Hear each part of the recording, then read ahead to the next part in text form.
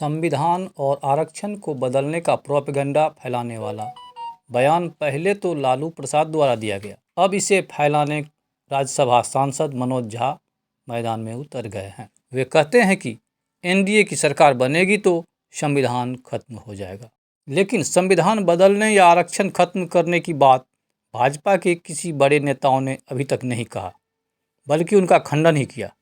प्रधानमंत्री नरेंद्र मोदी ने बिहार की सभा में कहा कि राजद के पास कोई मुद्दा नहीं है। पूरा प्रवृत्ति है उनकी, वो मूलतः देश की संवैधानिक मान्यताओं और लोकतंत्र की आत्मा पर चोट है। तो अगर आप सचमुच इसके प्रति जवाबदेह अभी भी मानते हैं, भारत का संविधान देश को इसी से चलेगा भाई।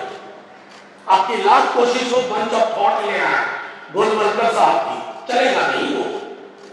लोग भले आपको पिछले चुनाव में वोट कर दिए, लेकिन जहां प्रश्न भारत के संविधान का आएगा, एक वोट नहीं पड़ेगा, क्योंकि हमारी जिंदगी, हमारे सरकार, हमारी सहूलियत, हमारे अधिकार सब कुछ इस किताब से निर्धारित होता है।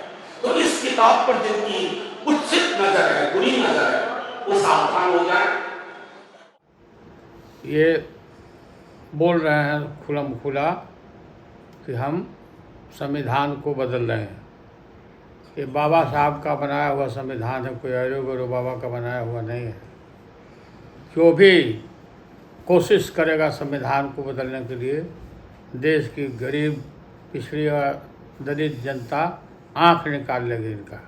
और खबरदार अगर इस तरह का जो साहस किया तो बाबा के बनाए हुए संविधान को बदलने की कोशिश, देश की जनता माफ़ नहीं करेगी, टॉलरेट नहीं करेगी।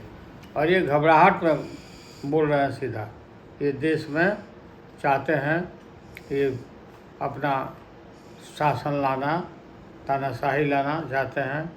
संविधान का बदलने का मतलब लोकतंत्र को बदलना, और लोकतंत्र को बदलने का मतलब है कि ये देश में जनतंत्र कायम करना नहीं चाहते, लोकतंत्र को ख़त्म करके और ये तानाशाही की तरफ जा रहे हैं।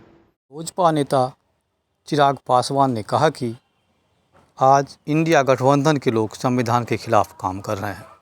कर्नाटक में तो कांग्रेस ने ओबीसी के आरक्षण को छीनकर किसी धर्म विशेष के लोगों को दे दिया है। किसी रिलीजन के आधार पर कोई रिजर्वेशन नहीं हो सकता।